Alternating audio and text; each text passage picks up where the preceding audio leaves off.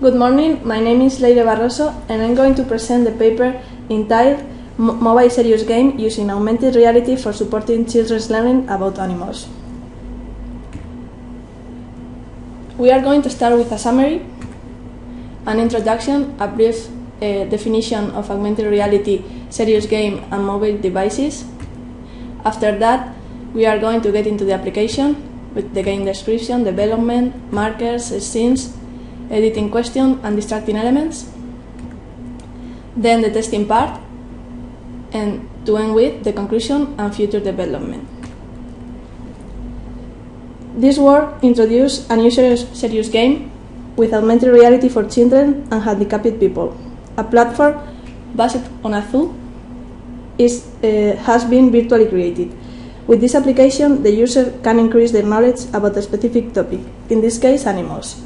We have designed several 3D elements according to the theme. The user can interact with those elements and scenes through the mobile phone thanks to the touch screen.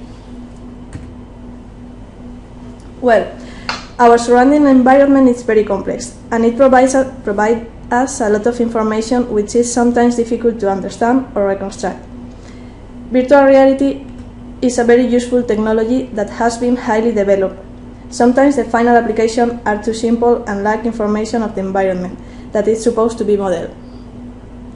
Augmented reality technology has turned to be a more interesting approach. In augmented reality, a view of the reality is modified by a computer, which adds virtual elements over real environment elements. The information about the real world that surrounds the user and the digital information can become interactive. An important advantage of augmented reality is that the environment doesn't need to be disturbed at all. Now, what's a serious game?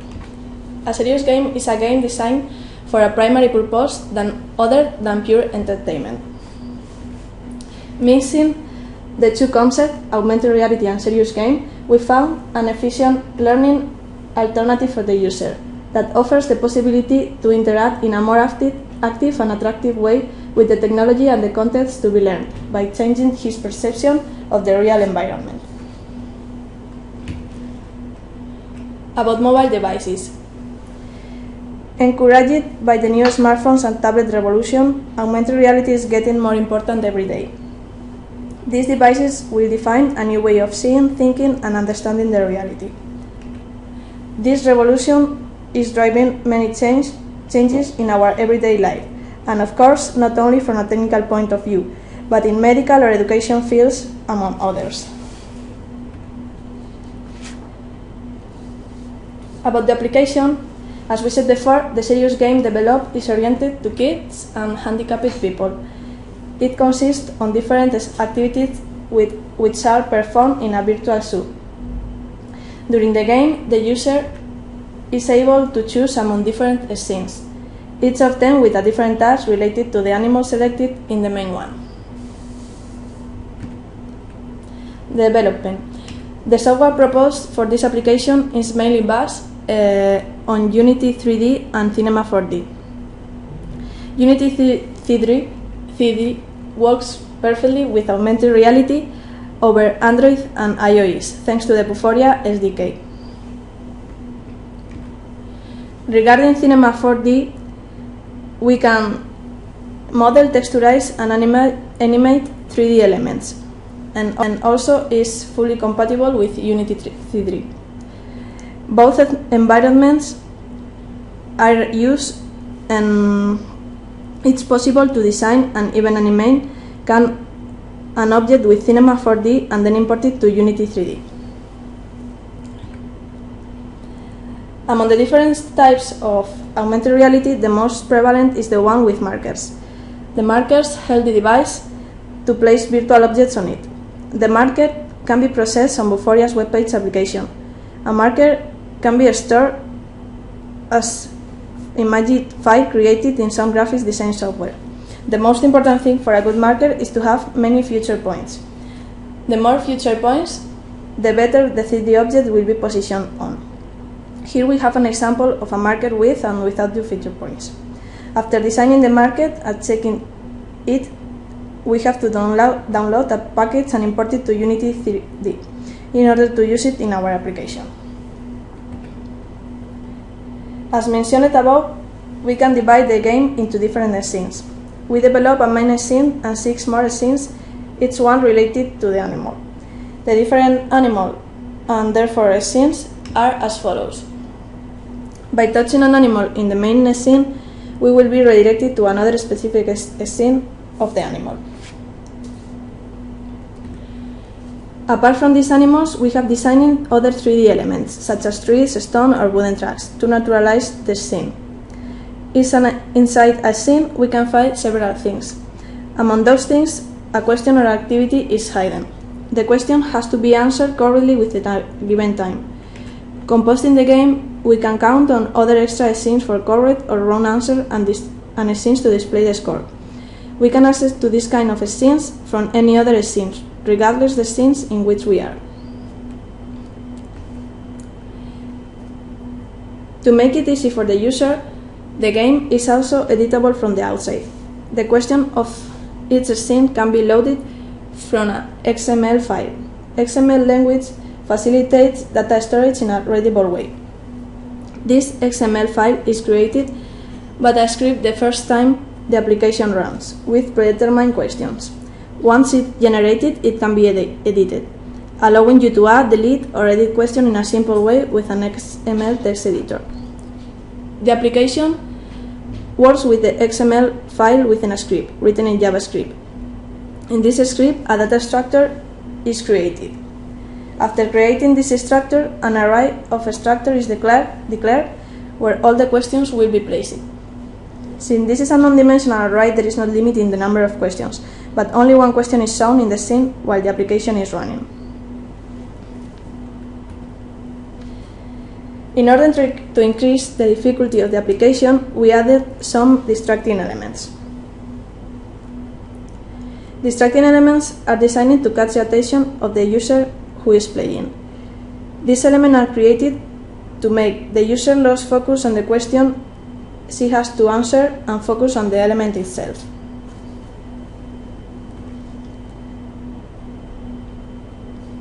There are two types of distracting elements, internal and external. We are going to control the external ones, the ones that depend on the developer.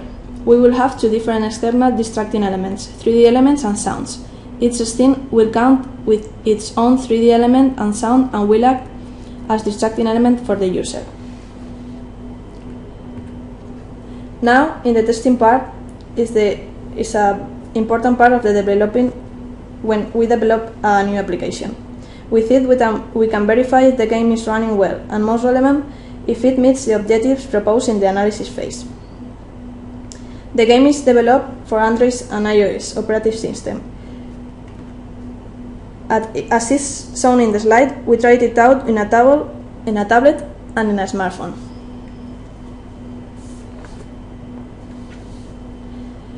Tests show that it adapts itself correctly depending on the device resolution. Now we have a small video of the application.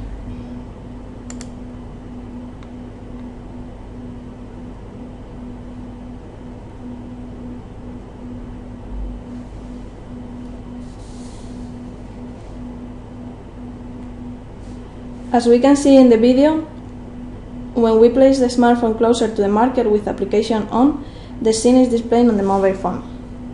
That is the main scene. And we can observe how the real world joins with virtual one.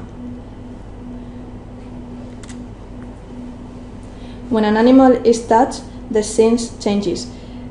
And when a question is answered correctly, the correct screen is shown. The same if the question is answered wrong. In this scene, for example, we have to count the elephants that we see.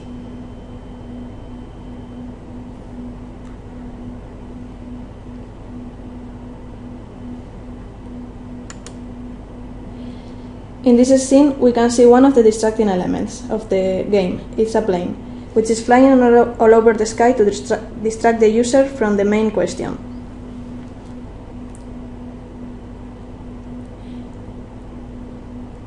In this one, we have to count the pink elephants, as it's a game for kids and handicapped people.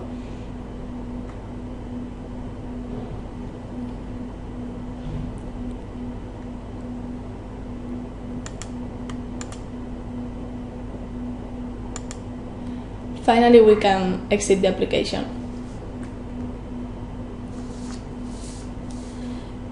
We can come to the next conclusion in the testing part.